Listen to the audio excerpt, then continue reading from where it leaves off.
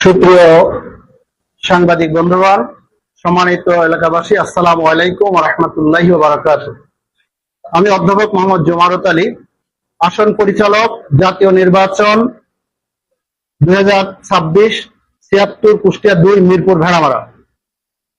গত 30 মে 2026 ইংরেজি সর্বজন শ্রদ্ধেয় শহীদ রাষ্ট্রপতি জিয়াউর রহমানের 45তম শাহাদাত বার্ষিকী উপলক্ষে একটি আলোচনা সভায় মিরপুর উপজেলা বিএনপির সাধারণ সম্পাদক জনাব মোহাম্মদ টিপু সুলতান বক্তব্য রেখেছেন।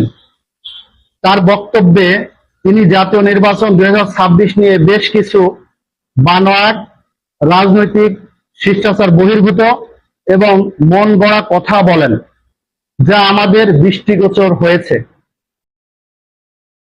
তার বক্তব্যে তিনি বলেন, মাননীয় সংসদ সদস্যের ছোট ভাই এর মাধ্যমে সিএনজি যোগে 1.5 কোটি টাকা নিয়ে অধ্যাপক শহীদুল ইসলামকে দেওয়া হয়েছে।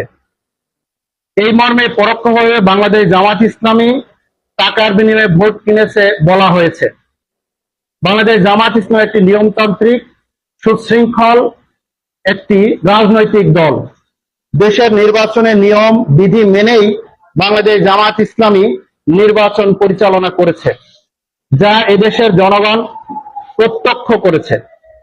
বাংলাদেশ জামাত ইসলামের প্রার্থী জনাব মোহাম্মদ আব্দুল গফুর একজন দীর্ঘদিনের জনপ্রতিনিধিত্বকারী, সর্বজন শ্রদ্ধেয় ও গ্রহণযোগ্য ব্যক্তি।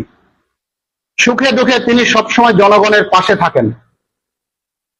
তাই এদেশের মানুষ বাংলাদেশ জামাত ইসলামের প্রার্থী জনাব মোহাম্মদ আব্দুল গফুরকে ভালোবেসে ভোট দিয়েছে। বাংলাদেশের একটি বড় রাজনৈতিক দলের নেতৃবৃন্দের কাছে, বিশেষ করে উপজেলা পর্যায়ের শীর্ষ নেতৃবৃন্দের কাছে এদেশের মানুষ এ জাতীয় বক্তব্য প্রত্যাশা করে না। তার এ বক্তব্যে এলাকাবাসী হতাশাগ্রস্ত।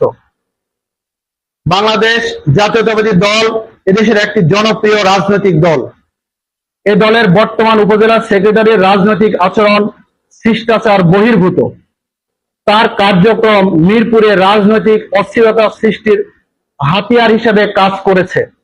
তাই তার এই বক্তব্য প্রত্যাহার করার জন্য আহ্বান জানাচ্ছি।